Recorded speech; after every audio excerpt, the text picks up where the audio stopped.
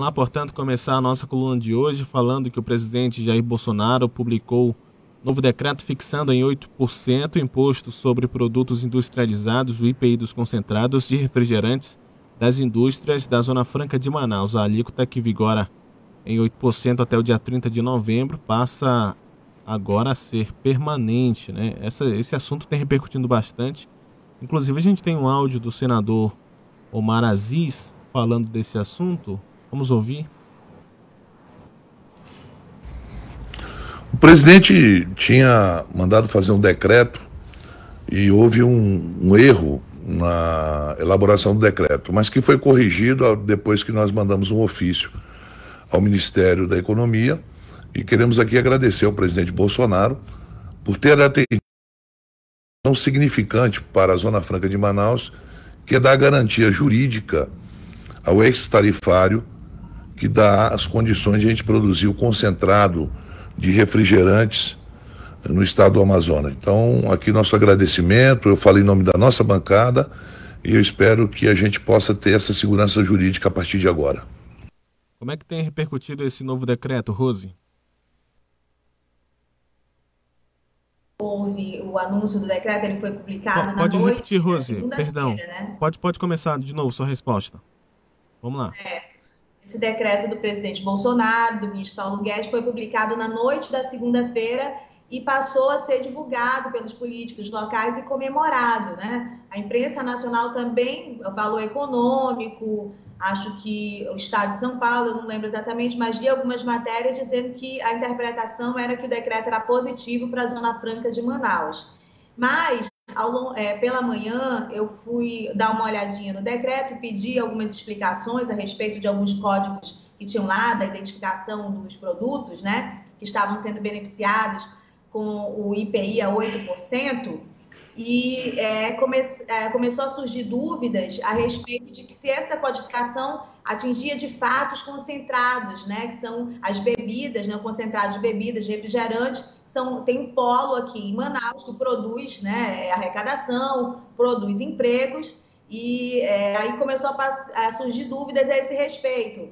E aí eu mandei uma série de perguntas, né, para políticos, para deputados, e eles continuavam ali num clima de comemoração.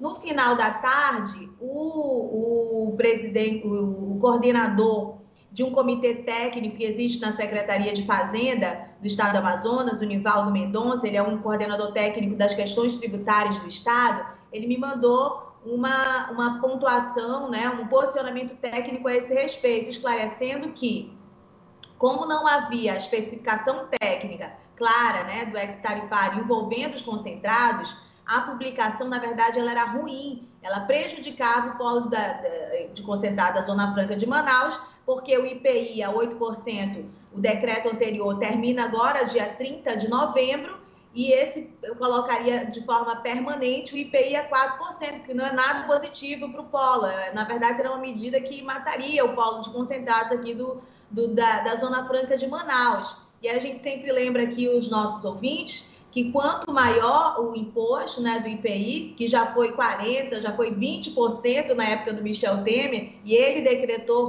para descer para 4%, depois houve toda aquela movimentação que foi dando fôlegos, né, decretos que foram dando, de tempos em tempos, novos fôlegos aí para o polo de concentrados. Enfim, da maneira, da letra como estava, o Nivaldo Mendonça acabou entendendo, esclarecendo que não, que era ruim para o polo de concentrados.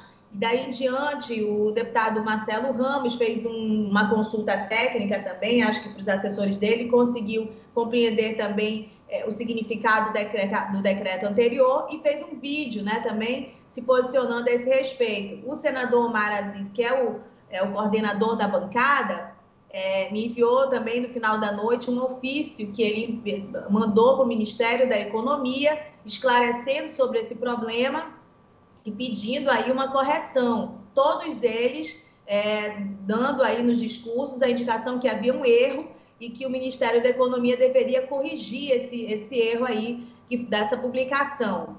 O que eu consegui falar também de noite com o deputado delegado Pablo é que pela manhã Outras pessoas também se movimentaram, ele falou que eles perceberam isso. O senador Eduardo Braga, que está internado no Sírio-Libanês, segundo o deputado delegado Pablo, também acabou utilizando aí telefone, entrando em contato, pelo que eu apurei, inclusive com a Presidência da República, com o Ministério da Economia, enfim. À noite, o senador Omar Aziz falou com o secretário especial da Receita Federal, Tostes, né? E aí ficou essa informação, nós terminamos a noite com a informação de que um novo decreto seria publicado, o que de fato ocorreu agora pela manhã. O presidente Bolsonaro publicou uma correção, colocando assim, olha, onde está escrito tal coisa, leia-se tal coisa. E aí, portanto, dando o código que inclui o polo de concentrados nos benefícios da alteração da alíquota de IPI a 8%. E aí sim, colocando essa alíquota como permanente e diminuindo neste momento a instabilidade, né, que se tinha em prazos determinados para essa alíquota aí, que é ela que mantém esse polo de concentrados, as indústrias, né, aqui no Amazonas. Bom, o senador Omar, o deputado Marcelo Ramos me informaram que a forma como foi publicada, atual agora com a correção pelo presidente da República, Jair Bolsonaro, é a forma que a Coca-Cola, por exemplo, entende como adequada, mantendo os benefícios para a continuidade do polo aqui no setor, no polo industrial de Manaus. Agora a gente muda de assunto, Rose, para falar que a Operação Sangria da Polícia Federal, que investiga desvios de recursos destinados à pandemia do coronavírus aqui no Amazonas, tem repercutido também na Assembleia, né? Conta pra gente. Sim, repercutiu na Assembleia. Eu só queria acrescentar mais uma informação, que eu puxei um assunto e eu queria fechar, que eu falei sobre o senador Eduardo Braga, que ontem ele, mesmo internado, se movimentou a respeito dessa situação envolvendo a Zona Franca de Manaus. E eu recebi, e a imprensa nacional também recebeu informações a respeito do estado de saúde dele, Arthur. O senador confirmou que estava com Covid, né? Acho que ele deve estar no 10º dia, mais ou menos, e hoje é um dia muito importante lá no Congresso Nacional, porque vai ser a sabatina do nome que foi indicado para o STF, do novo ministro do STF, Cássio Marques Nunes, né? Ele vai ser sabatinado lá, e quem ficou responsável, quem é o relator, né, do parecer em relação a essa indicação dele na CCJ, é o senador Eduardo Braga. O que aconteceu? A presidente da comissão, né, a senadora Simone Tebet, que é do mesmo partido do Eduardo Braga, determinou a substituição dele na leitura. O senador Rodrigo Pacheco, do DEM, que vai ler e vai defender o conteúdo do relatório que foi feito pelo senador Eduardo Braga, em função da internação dele no Sírio-Libanês. Eu falei com assessores dele agora pela manhã, eles falaram que ele está sendo muito disciplinado no cuidado aí com a doença, né, e que apresenta melhorias, mas que tem mantido aí realmente um cuidado muito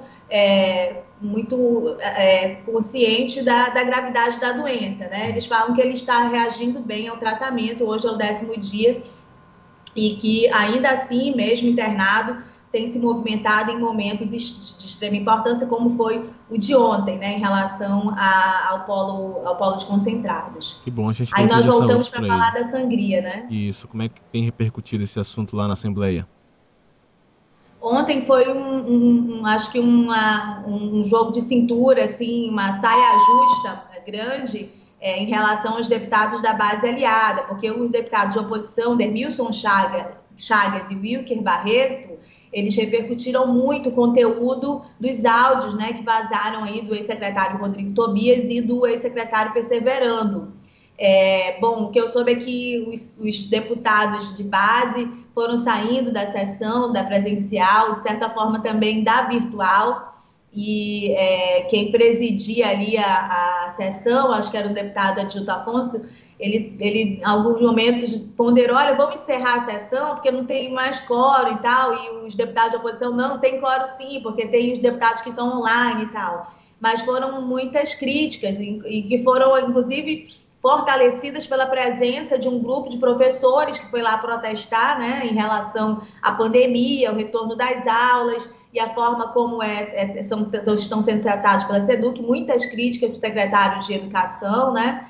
e aí eles também fizeram lá uma série de pedidos para que haja a CPI da educação, inclusive pressionando e cobrando a deputada Terezinha Ruiz, que é da Comissão de Educação. Então, foi esse clima ontem bem pesado do governo que a gente acompanhou lá na Assembleia Legislativa.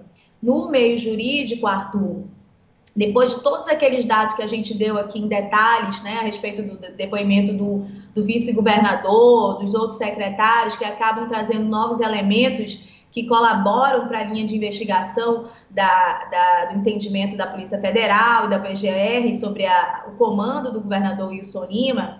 Bom, o entendimento no meio jurídico que eu ouvi de algumas pessoas é que há elementos nesse momento, né, no bojo da investigação, suficientes para medidas mais extremas em relação ao governador Wilson Lima.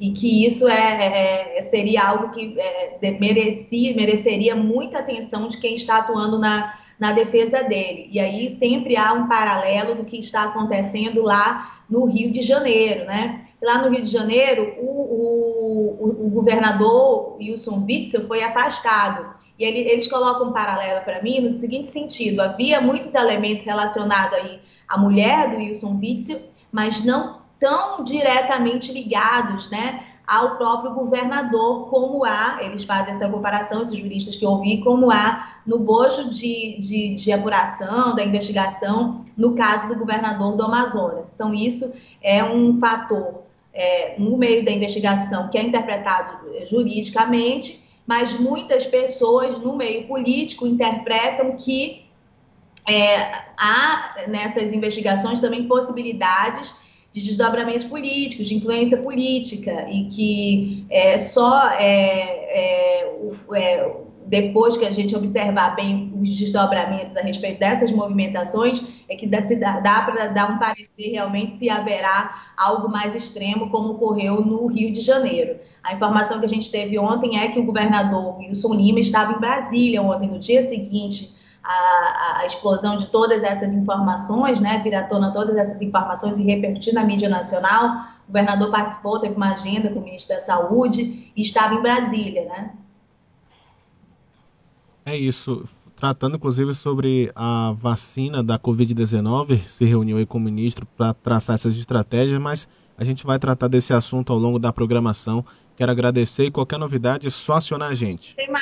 Tem algum tempinho a mais? Não. A gente está com... Se for 30 segundos, vai.